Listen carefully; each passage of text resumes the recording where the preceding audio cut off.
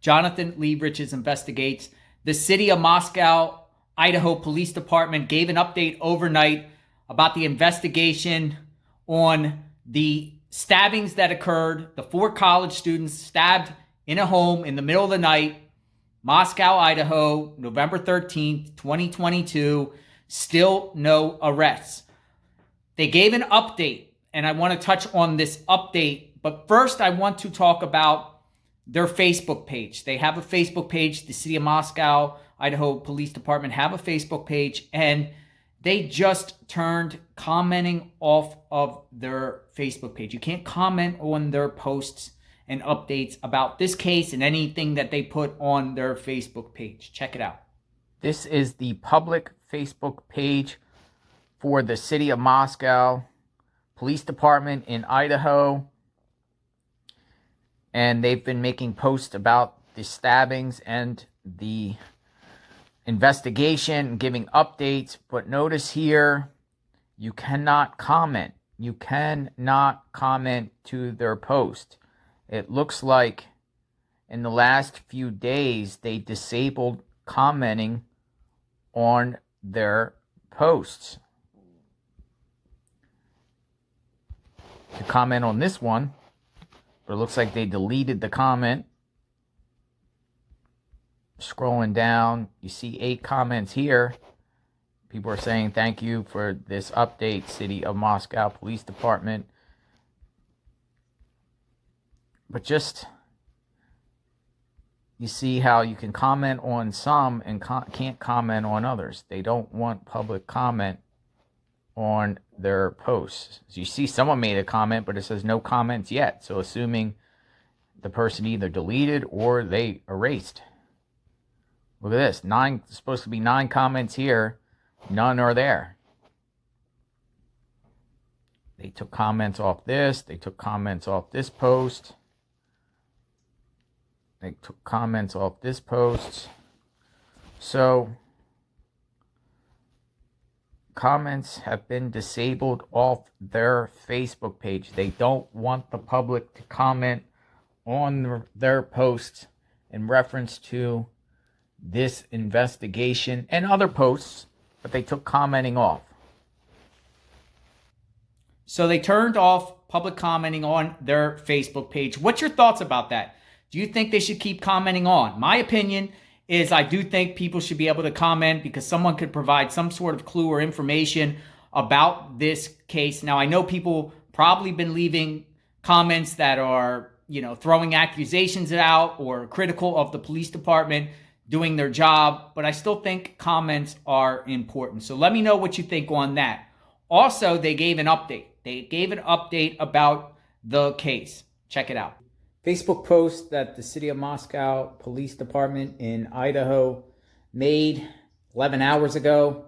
Moscow homicide update, November 25th, 2022. The Moscow Police Department is providing the following information to update the public on the known facts surrounding the 4 murders that occurred on November 13th in Moscow, Idaho. Updated information. There has been numerous media inquiries about a 1999 double stabbing in Pullman, Washington, and the 2021 double stabbing with 1 death in Salem, Oregon. While these cases share similarities with the King Street homicides, there does not appear to be any evidence to support the cases are related. So they're saying that those other cases in other states are not related to these stabbings. Community members have uploaded over 260 digital media submissions to the FBI link. To date, 113 pieces of physical evidence has been collected and sent to the Idaho State Police Crime Lab for processing and analysis. So evidence has been taken to the crime lab by the state police. Governor Brad Little has directed up to $1 million in state emergency funds for the ongoing investigation. $1 million going towards law enforcement for this investigation. The University of Idaho is hosting a candlelight vigil for Wednesday, November 30th to honor the memory of Ethan, Zaina, Madison, and Kaylee. The University of Idaho established a Vandal Family Support Rescue page for their students. And then tips. Detectives are looking for context to the events and people involved in these murders. Information could be submitted and gives a bunch of an email, a media inquiry, digital media inquiry, website link, and phone number. At this time, no suspect has been identified, and only vetted information that does not hinder the investigation will be released to the public.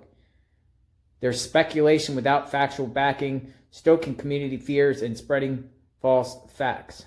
We encourage referencing official releases for accurate information and updated progress. Okay, so they haven't, no suspect has been identified, and only vetted information that does not hinder the investigation will be released to the public. So there you go. That's a statement that they just gave Moscow police. So they're saying, the police department saying the 1999 Pullman, Washington stabbings and the 2021 stabbing that occurred in Salem, Oregon, they're unrelated. They're unrelated to this incident that occurred here in Moscow, Idaho. According to the police department, they said there's no evidence of that. So I'm sure they're still open-minded, but they have no evidence of that at this time. They also said no suspect has been publicly identified. What does that mean? To me, that statement about, no suspect is very ambiguous. Do they know a suspect? They just don't want to identify and tip an individual off. What's your thoughts on that?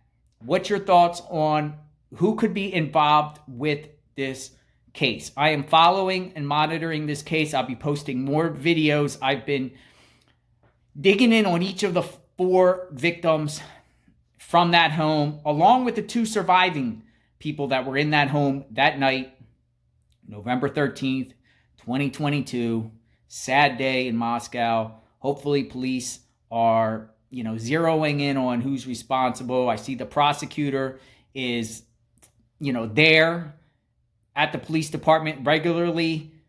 Hopefully they're, getting warrants and analyzing the evidence and building a case against an individual or individuals responsible for. So you like my backdrop? By the way, this is Back the Blue. We painted an actual mural in Tampa, Florida, in front of the Tampa Police Department on the road there. Back the Blue. We were the first people in the country to do that. So I was very proud to be able to support the Tampa Police Department and support the Moscow police. I know people have been critical, but I've been seeing a lot of positive encouragement. They're working around the clock to get answers. Hopefully they'll get answers soon. Justice for the victims, praying for the community. Everyone be safe. God bless.